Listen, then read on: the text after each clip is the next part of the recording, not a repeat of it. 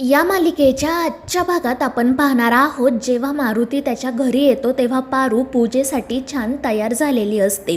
मारुती आनंदाने तिला विचारतो की अगं पारू, इतके छान तयार होऊन कुठे चालली आहेस तू? आणि त्यावर पारू सांगते की अरे बा, बंगल्यावर पूजा आहे ना, तिथेच मी चालली आहे. मात्र ते ऐकून मारुतीचा चेहराच पडतो आणि मग तो पारूला म्हणतो की पारू, एक गोष्ट लक्षात ठेव, तू तिथे जा, मात्र पुढे पुढे करू नको. तुझं काम किचनमध्ये असताना मग किचनमध्येच थांब, कारण आता जर तुझ्या हातून एखादी चूक झाली आणि त्या घरावर कोणतं संकट आलं ना, तर ते मला सहन होणार नाही.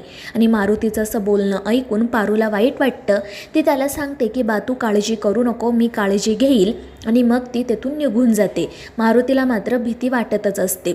दुसरीकडे गुरुजी आल्यानंतर पूजेला सुरुवात होते. गुरुजी सगळ्यात आधी घरातल्या सगळ्यांना आपण ही पूजा नेमकी कशासाठी करत आहोत हे सांगतात. ते म्हणत असतात की ही प्रतिमा तुमच्या कुलदेवतेची आहे आणि तिची आपण व्यवस्थितपणे पूजा करून तुमच्या देवघरामध्ये प्राणप्रतिष्ठा करायची आहे. त्यामुळे आदित्यची ग्रहस्थितीसुद्धा सुधारेल आणि त्याच्या जीवावर जे संकट येणार आहे ते सुद्धा दूर होईल. ते ऐकून सगळ्यांनाच आनंद होतो. पण गुरुजी त्यांना म्हणतात की एक गोष्ट लक्षात ठेवा, या पूजेच्या मध्ये कोणतंही विघ्न येता कामा नये. आणि त्यावर सगळेच जण हो म्हणतात आणि मग कुलदेवीला नमस्कार करत पूजेला सुरुवात करतात. गुरुजींनी सांगितल्याप्रमाणे आदित्य सगळे विधी व्यवस्थितपणे पार पाडत असतो. सर्वजण खूप आनंदामध्ये असतात, पण मारुती रागातच पारूकडे पाहत असतो. त्यामुळे त्या पारूचा चेहराच पडतो आणि मग त्यानंतर पूजा संपन्न होते. गुरुजी म्हणतात की आता घरातील सगळ्यांनी देवीला हळदी कुंकू वाहा आणि मग त्यानंतर आरती होईल. मग त्यानंतर अहिल्या आणि श्रीकांत समोर येतात, देवीच्या मूर्तीची पूजा करतात. त्यानंतर प्रीतम आणि प्रिया उठू लागतात. तर दामिनी म्हणते की मी पाडव्याच्या वेळी तुम्हाला सांगितलं ना की मोठी मी आहे. त्यामुळे ते दोघेजण पुन्हा खाली बसतात. मग दामिनी आणि मोहन देवीची पूजा करतात आणि मग त्यांच्यानंतर प्रीतम आणि प्रियासुद्धा देवीची पूजा करतात. त्यानंतर अहिल्या पारूला म्हणते की पारू, तू सुद्धा देवीला हळदी कुंकू वाहा. आणि त्यावर पारू मारुतीकडे बघते. मारुती तिला होकार देतो आणि मग पारू पूजा करण्यासाठी पुढे येते. पण दामिनी मनाशी म्हणत असते की या मोलकरणीला मी काही पूजा करू देणार नाही. आणि मग त्यानंतर ती मध्येच उठून म्हणते की वहिनी, मी देवीला फुलं व्हायला विसरले, पटकन वाहून घेते आणि मग ती पारू पूजा करेल. मग त्यानंतर पारू पूजा करण्यासाठी बसलेली असतानाच दामिनी त्या ठिकाणी येते आणि देवीला फुलं वाहण्याचं नाटक करत ती पारूला धक्का देते. त्यामुळे पारूचा तोल जातो आणि तिचा हात लागून ती मूर्ती खाली पडते. पण आदित्य पटकन मूर्तीला सावरतो. पण या गोष्टीमुळे अहिल्या मोठ्याने पारूवर ओरडते. सगळेच जण खूप घाबरलेले असतात.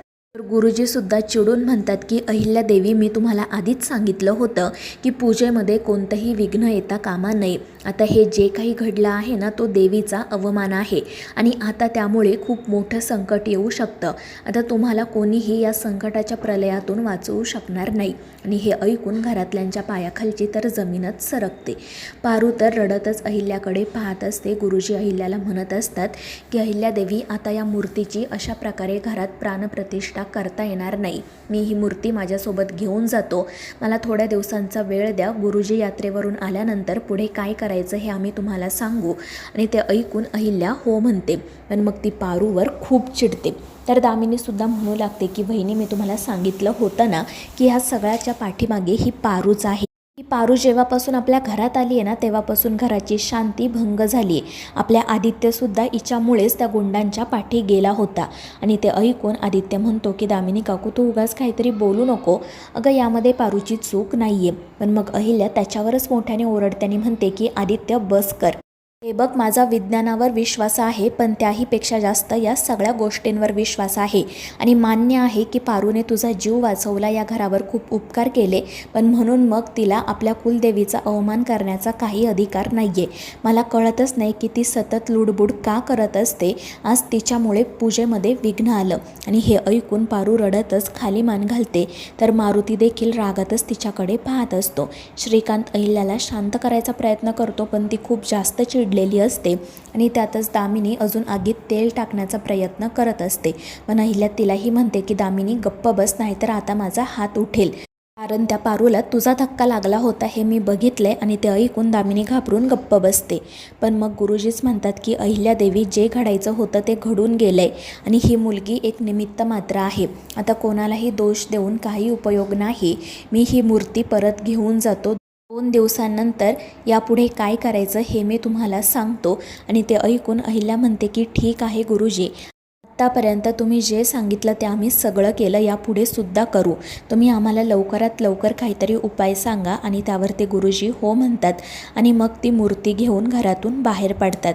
घडलेल्या प्रकारामुळे सगळ्यांनाच वाईट वाटत असते, पण मग प्रीतम आदित्यला म्हणतो की दादा प्लीज पटकन माझ्यासोबत बाहेर चल, माझं एक महत्त्वाचं काम आहे. आणि तो आदित्यला घेऊन त्या गुरुजींच्या पाठोपाठ येतो.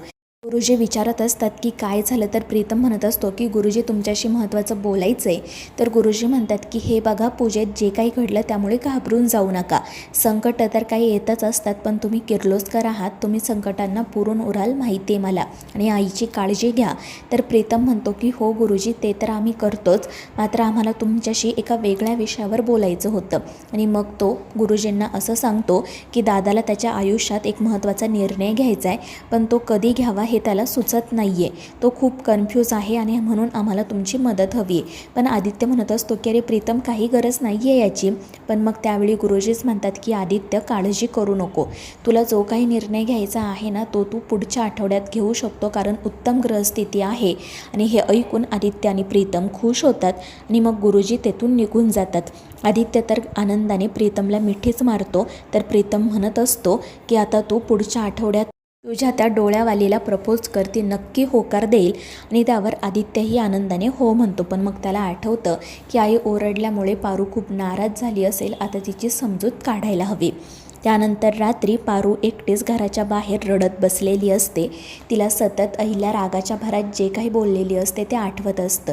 ती रडतच म्हणत असते की मला देवी आई जे काही बोलल्या त्याचं वाईट वाटत नाही आहे, वाईट तर याचं वाटते की आज माझ्या हातून चूक कशी काही घडली. बाने जे सांगितलं होतं ते मी ऐकायला हवं होतं, किचनमध्येच थांबायला हवं होतं. तशीसुद्धा ती पूजा आदित्य सरांसाठी होती, माझं तिथे काही काम नव्हतं. पण आता माझ्यामुळे पूजेत विघ्न आलं आहे आणि त्याचा परिणाम आदित्य सरांवर होणार. पण त्याचवेळी आदित्य त्या ठिकाणी येतो. दुसरीकडे अहिल्याला देखील पूजेत जे काही घडलेलं असतं ते आठवत असतं, त्यामुळे ती खूपच चिडलेली असते. पण मग श्रीकांत तिच्याशी बोलायला येतो. पण अहिल्याला खूपच राग आलेला असतो. ती म्हणत असते की हे बघ पारूने जे काही केलं ना ते चुकीचंच केलं. मात्र श्रीकांत म्हणत असतो की हे बघ अहिल्या, तिला दामिनीचा धक्का लागला आपण बघितला ना, मग तिची या सगळ्यात कशी काही चूक असेल, आणि आज तू तिला खरंच खूप बोलली आहे, बिचारीला वाईट वाटलं असेल. आणि मग शेवटी अहिल्या म्हणते की हो मान्य आहे मला, मी एवढं बोलायला नको होतं, पण जर माझ्या आदित्यावर कोणतं संकट येणार असेल ना तर ते मी नाही सहन करू शकत. आणि त्यावर श्रीकांत म्हणतो की काळजी करू नको, गुरुजी आपल्याला काहीतरी उपाय सांगतीलच, पण आता मी एकदा पारूसोबत बोलून येतो, तिला वाईट वाटत असेल. आणि त्यावर अहिल्या हो म्हणते आणि मग श्रीकांत पारूसोबत बोलण्यासाठी बाहेर येतो. तर इकडे ऑलरेडी आदित्य पारूसोबत बोलत असतो, तिची समजूत काढत असतो. तो म्हणत असतो की हे बघ पारू, जे काही घडलं त्यात तुझी चूक नाही आहे अगं, तू प्लीज वाईट वाटून घेऊ नको. आणि तुला आईच्या बोलण्याचा राग आला असेल ना तर काळजी करू नको, मी आईसोबत बोलतो. पण पारू म्हणत असते की आदित्य सर, मला देवी आईंच्या बोलण्याचं वाईट नाही वाटलं, पण माझ्यामुळे पूजेत विघ्न आलं आणि आता जर तुमच्यावर कोणतं संकट आलं तर आदित्य हसतच म्हणतो की असं कसं संकट येईल माझ्यावर, आत्तापर्यंत तू मला प्रत्येक संकटातून वाचवलं आहे आणि तू यापुढे सुद्धा वाचवशील माहिती आहे मला. त्या दोघांचं बोलणं श्रीकांत ऐकत असतो. तर इकडे पारूने हसावं म्हणून मग आदित्य तिची गंमत करायला सुरुवात करतो आणि मग शेवटी पारूसुद्धा हसत राहते आणि मग आदित्य तिच्याशी छान गप्पा मारतो. आणि हे पाहून श्रीकांत मनाशी म्हणत असतो की आज खरंच मला माझ्या मुलाचा खूप अभिमान वाटतोय, माणसं कशी जोडावीत हे तो उत्तमरित्या शिकलाय. तर मित्रांनो, या मालिकेच्या पुढील भागांच्या अपडेटसाठी आपल्या चॅनेलला सबस्क्राईब करा.